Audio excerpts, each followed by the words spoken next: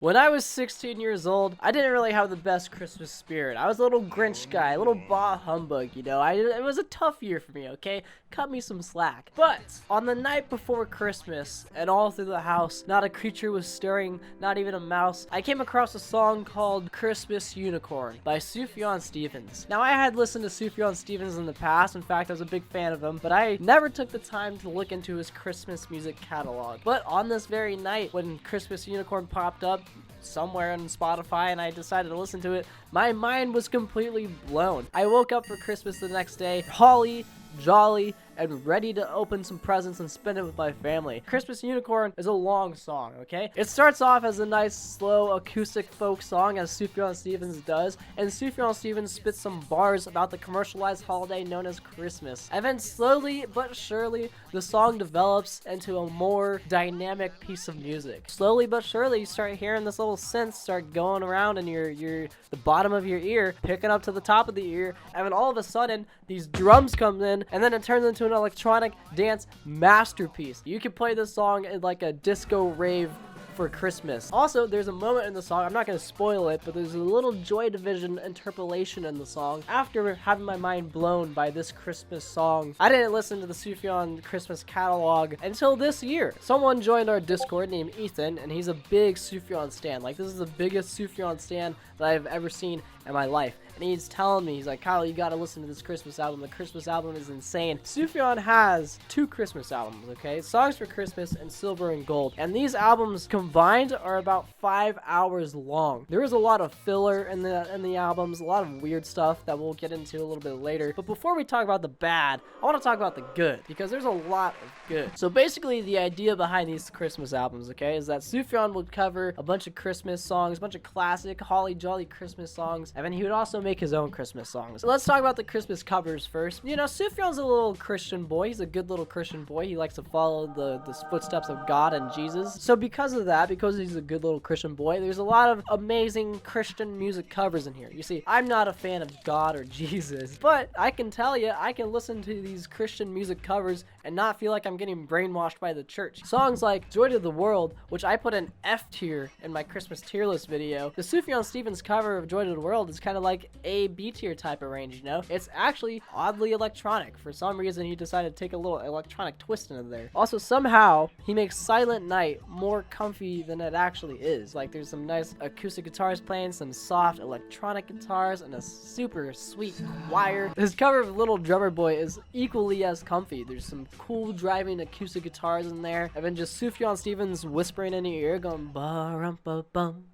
So he's got all these Christian covers, right? You know, because he's a good little Christian boy. But he's also got awesome holly jolly songs. My favorite cover on this entire album probably is Up on the Housetop, which is on the Silver and Gold album. I've never been like the biggest fan of Up on the Housetop. It was never been like my favorite Christmas song. But Sufjan Stevens' cover of this song has a nice like hip hop groove to it with these super bright synths. And he also takes his own little twist on it. There's like this little break in it where he's like, who wouldn't go?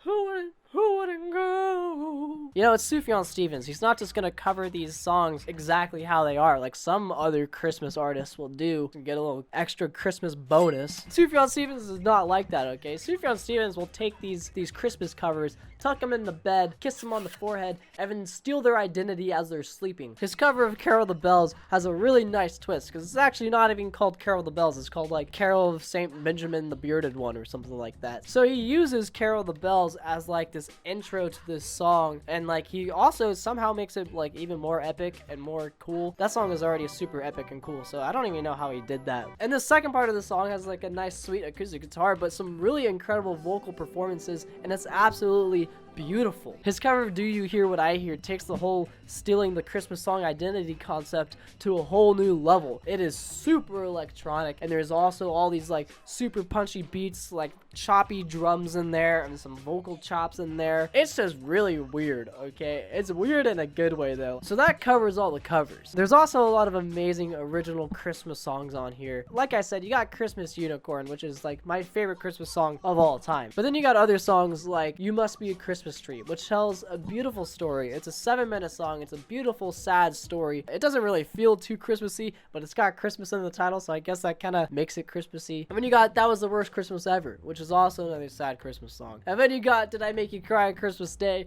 Well, You Deserved It, which is also another sad Christmas song. Basically, Sufjan Stevens is a certified indie head sad boy, you know, so he's got to throw some sad Christmas music in there. Despite all the sad Christmas music, there's also a lot of great original Christmas songs on this album, like Christmas Woman, which is incredibly groovy. It's got these really cool electric guitars. And also, Come On, Let's Do the Elf Boogie, or something like that. Something to do with elf boogies. That's also an incredible Christmas song that's super groovy, make me want to boogie, you know? Lumberjack Christmas is also really cool. So there we go. We got the original Christmas songs, we got the amazing Christmas covers. Now let's talk about the bad. We got 5 hours worth of Christmas music. Not all of it is going to be good. There's a lot of instrumental fillers in this album. He takes some Christmas covers and just makes them like instrumental and doesn't even like do the lyrics or whatever. But then there's also just random instrumental tracks on this thing. They kind of do have like that wintry Christmas vibe, but I can't tell if it's just because like I'm listening to it in the winter time mixed in with all these awesome Christmas songs, or if it actually has a winter vibe to it. And there's also some like weird songs on this thing. You can definitely tell that Sufjan had his fun with this, alright? Like, he's got songs like We Wish You a Merry Christmas and Jingle Bells off of Silver and Gold, which, like, just super strange covers. There's, like, this choir in there that's super, like, off-pitch and, like, off-key and, like, off-time and, like, off everything. There's also a song called, like, Ding-a-ling, Ring-a-ling thing. It's weird. It's in the same sentence, it says Ding-a-ling and Jesus is the King.